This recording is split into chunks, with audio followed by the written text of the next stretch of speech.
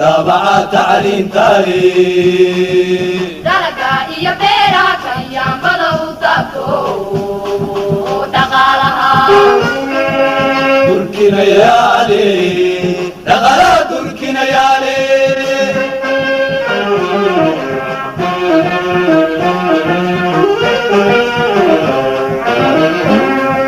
كندتشي يا بونتو تدكو كافلحانو تابع تعليم تالي درجة إيا بيرا كيان بدو تبتو تركنا يالي دغلا تركنا يالي. بسم الله الرحمن الرحيم. الحمد لله رب العالمين والصلاة والسلام على أشرف المرسلين سيدنا محمد وعلى آله وأصحابه أجمعين. مدنيال يمروين السلام عليكم ورحمة الله وبركاته. سيدي أغبرتين قولها سنطلس وينمتلينو أيام مانتانا وحانديهينا دود كالي أم حوار إنو كغاهالينو حالة أرماها سوماليا قيب كميدا. maanta ay taariikhdu tahay 8 bisha sagaalaad 2024 waxaynu isku helnay dhowr xubnood oo ka tirsan golaha Somatalis. ujeedka aanu ka hadlaynaa maanta waxa uu yahay sida la ogyahay xaaladda ammaan midda dhaqaale iyo tan siyaasadeed ee Soomaaliya ayaa sii xumaanaysay muddooyinkii dambe. waxaa jira khilaaf siyaasadeed oo u dhaxeeyay dowladda federaalka ah iyo qaar ka mid ah dowlad goboleedyada dalka sida Jubbaland, Puntland, Koonfur Galbeed iyo Somaliland oo markaasi gooni u sheegtay inay u taagan tahay. marka laga tago khilaafaadka ka taagan Soomaalida dhexdeeda waxaa soo kordhay mid banaanka ah oo u dhaxeeya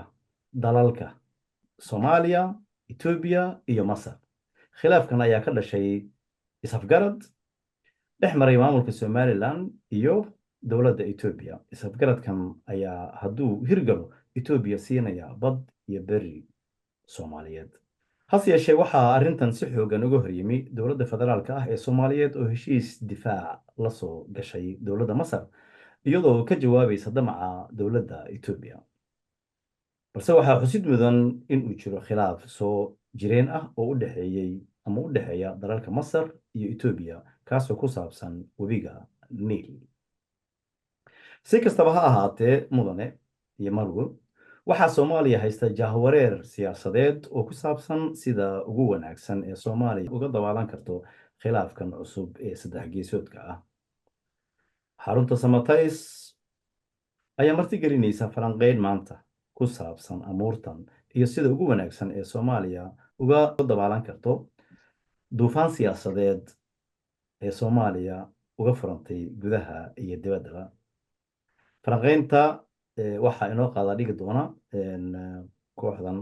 halka ka daawanaysaan aqoon-yahanada ah oo kala ah walaal ama marwo Ruqiyo oo Maxamed Faarax, walaal Sulaymaan Cabdi Cali, walaal Cabdi Faarax Guureeye iyo aniga oo idin xiriirinaya markaasi oo Xuseen Daahir Darbi ah. haddaba su-aashu waxay tahay markaan ka dhawaajinay hordhacaasi yar bal aan ku bilaabo xubin ka mid ah xubnaha walaal Ruqiyo aan ku hormarayaa bal sawir naga sii walaal Ruqiyo sida meesha xaalku marayo maxaase xal ah arrinta hadda Soomaaliya ka soo cusbanaatay sidee bay Soomaaliya uga dabaalan kartaa duufaanta siyaasadeed ee dalka ku furantay ku soo dhow walaal Xuseen aad baad u mahadsan tahay waana ku faraxsanahay inaan maanta goobtan mar kale ku kulanno walaalaha kale oo igula jira khadkana waan salaamayaa waana ku soo dhaweynayaa arrintan aan maanta ka hadlayno. anigu marka hore walaalahay ama dadka xagga taariikhda Ethiopia iyo Soomaaliya iyo dalalka kale oo hadda faragelinta weyn ku haya Soomaaliya waxaan u daynayaa xubnaha iiga aqoonta iyo khibradda badan laakiin anigu waxaan ku bilaabayaa Soomaalida ayaa waxay ku mahmaahadaa ri walba shilalka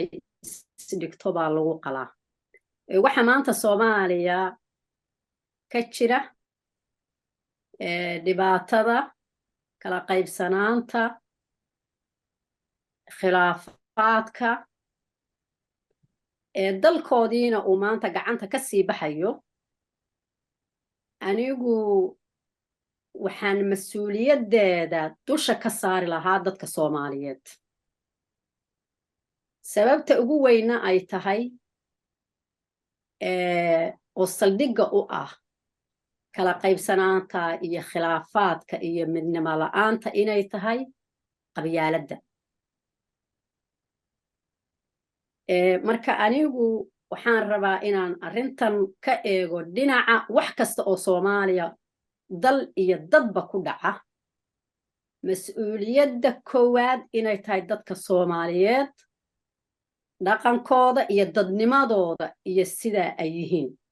ama u wada noolaadaan waxaa jiray gabay uu tiriyey Cabdullaahi Suldaan Timacadde allaha u naxariisto abwaankii gabaygiisa ahaa dugsi male qabyaaladii waxay dumise mooyaane oo uu waqti hore tiriyey waxaa ka mid ahaa gabaygiisa duc hadday u wada jeensatoy dhowrto danaheeda oy duul walaalaa tahoy duunka ka heshiiso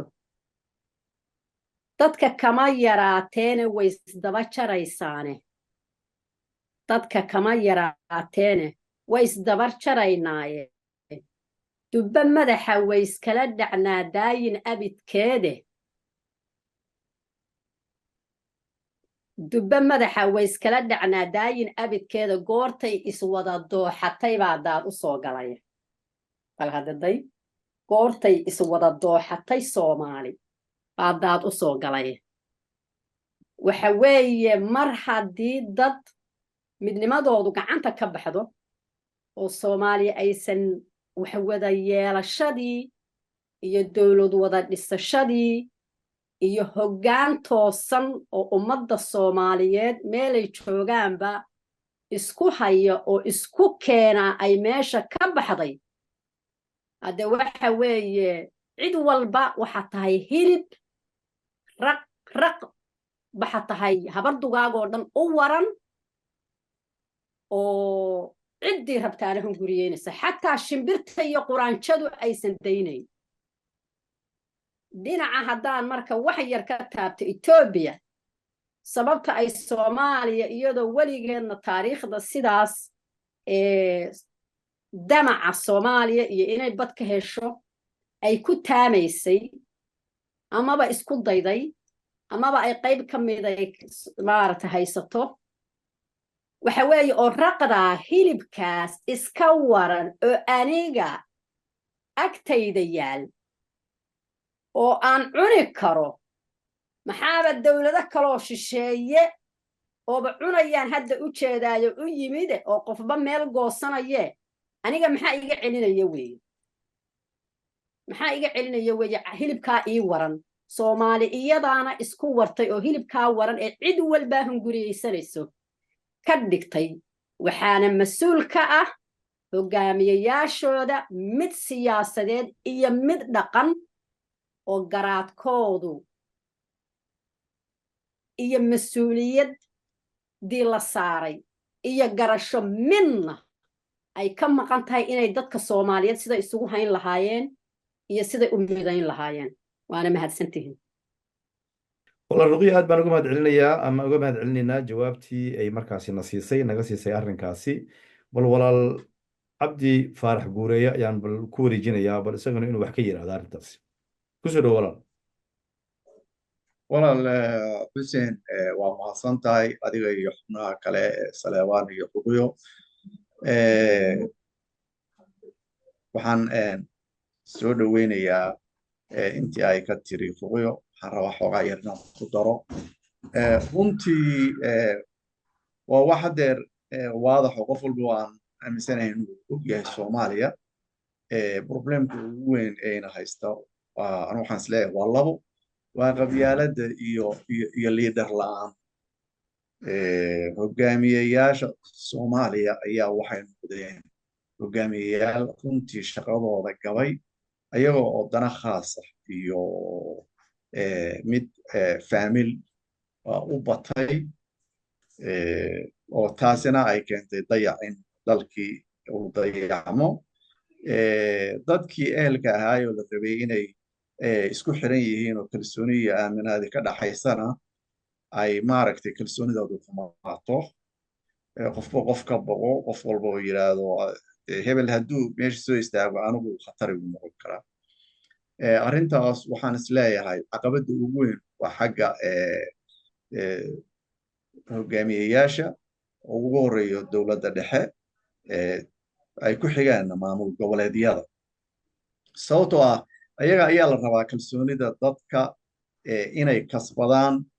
ummadda isu soo jiidaan dadku ay dowladooda ay maaragtay kalsooni ku qabaan ayaguna isku qabaan marka runtii markii aan intaas sii dhaafo waxa jira cillado kale oo dadka laftigiisii oo burbursan oo qabyaaladii ku dhex jirto hubaysan kala baqaya qofba qof maaragtay laga yaabee inuu in badan dekana isu haystaan marka arrimahaas gudaha ee Soomaaliya waxaan isleeyahay caqabadoodu way badan tahay marka kolley xalka ugu muhiimsan waxaan u arkaa in ay tahay hogaamiye fiican oo ummadda isu keena in la helo waa mahadsantahay جزاك الله aad baan kaga mahad celinayna adiguna sidoo kale jawaabtii aad ku kordhisay war Salmaan Cabdi Cali baa isagana baan ku soo wareejinayaa bal waxaan leeyahay arrimaha murugsan ee ka taagan iyo mawjadaha weerarsan ee ku soo furmay dalkeena Soomaaliya sidee bay Soomaaliya uga bixi kartaa ugana dabaalan kartaa mahadsanid walaal Xuseen adoo mahadsan khadkuna xoogaa iska culus yahay waxaan isku dalayaa inaan soo koobo waxaan kaloo salaamayaa walaalahay Guure iyo Ruqiyo su'aasha aad na weydiisay iyo hordhacaagii markaan fiiriyo waxaan filayaa laba waxyaalood baa u baahan in la dul istaago midi waxa weeye gudaha Soomaaliya maxaa ka jira maxaa ka dhacay maxaa ka socda midna waxa weeye dibadda maxaa inoo kaga yimid oo ayaguna yani ina saameeyey marka waxaan ku horeynayaa tan gudaha waxa weeye waxa ugu weyn oo jira waxa weeye sideeda waxa weeye bini aadamku waxa fiican inay ilaaliyaan waxa ay heshiis ku yihiin Soomaaliya waxa weeye ayadoo iska xalkeedu yani Ilaahay iska ogyahay oo dhismaysa oo dawlad dhiskii uu socdo oo marba mar ka soo fiicnaanaysa ama soo dhaamaysay ayaa mar walba waxa dhibaato ku haya hoggaanka yimaada hoggaanka federaalka oo markaa yimaada madaxweynaha iyo dawladda ayagoo marka horeba sida loo soo dhiso ay ka fog tahay sidii xalaasha ahayd oo sida loo doorto hoggaamada laftigooda ay ka fog tahay sida xalaasha ah badankooduna maalgelin ku samaysta yani dawlad imaanshaha bosishanada ay imaanayaan sida madaxweynaha iyo dawladda bosishanada ka jira maalgelin intay ku samaystaan ay noqoto markaas wixii maalgelintii sidii businesskii loo isticmaalo oo qofku dantiisa gaarka ah iyo wixii dhaqaale uu geliyey uu ku talagalo marka horeba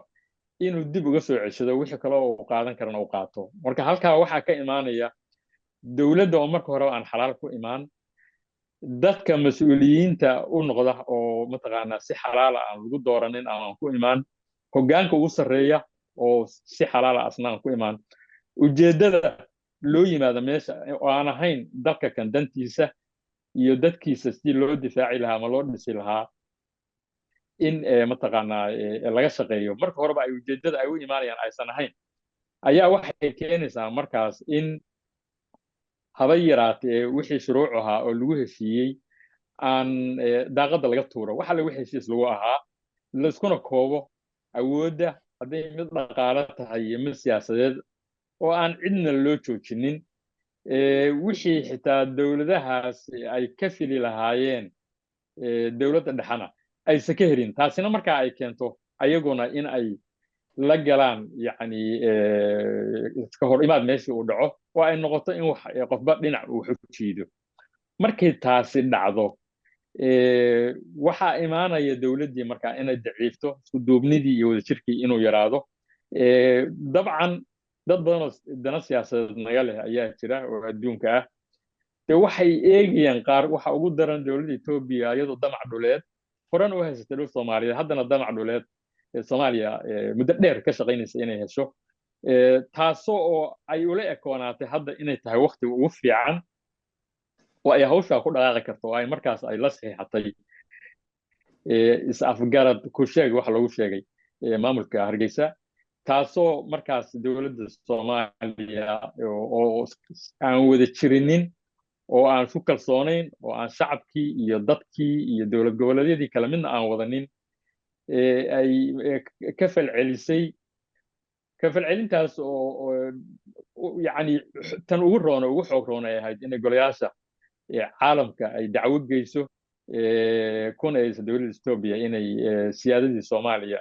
lagu soo xadgudbay hase yeeshee sida muuqata aan inkastoo taageero afka ah loo muujiyey haddana wax ficila aan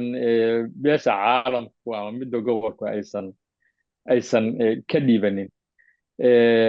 waxaa marka yani uu yahay xalku waa labada ciladood baa jira labada ciladoodna xalkooda waa la heli karaa xalku waxa weeye oo mas-uuliyadda kuwa saaranta waa hoggaanka ugu sarreeya ee federaalka iyo dowladda dhexe oo raadisa dowlad goboleedyadii oo ayaguna ay tahay markaa mas-uuliyaddooda inay qaataan si xagga siyaasadda looga midoobo kabacdina la dhaqaajiyo oo la abaabulo shacabka waayo dalkan waxaa difaaci kara shacabka Soomaaliyeed difaaci kara dowladda shisheeye oo loo yeertaa ma difaaci karaan mana garanayo anigu hadda dowladaha shisheeye loo yeertay waxa looga bedeshay oo ay ku difaacayaan dalkeena oo dan ay ka leeyihiin oo aan ka ahayn in laga yaabo inay dana gaara ayagu ay leeyihiin qaarkoodna ognahay dana gaara inay leeyihiin iyo colaado kale oo ka dhexeeya dowladda Ethiopia inay u yimaadeen haddana difaaca ugu dambeeya waddankan waxaa iska leh dadka u dhashay ayageena tahay in la mideeyo cid walbana mas-uuliyaddeeda ay qaadato hadday tahay dowladda dhexe madaxweynaha ra'iisul wasaare hadday tahay baarlamaan hadday tahay iyo madaxda dowlad goboleedyadu kabacdina shacabka la abaabulo si waddanka la isu difaaci lahaa taas un baana xalku ku imaan karaa isleed aad baad umahadsan tahay waan kaga mahad celinayaa وسؤال دعويني دلك يا إسكالي النبضاتوني عن ضايع النظامك دولة لمن شعر بهالي بديو ذهبا بنشرها أمي قليل دقنا تا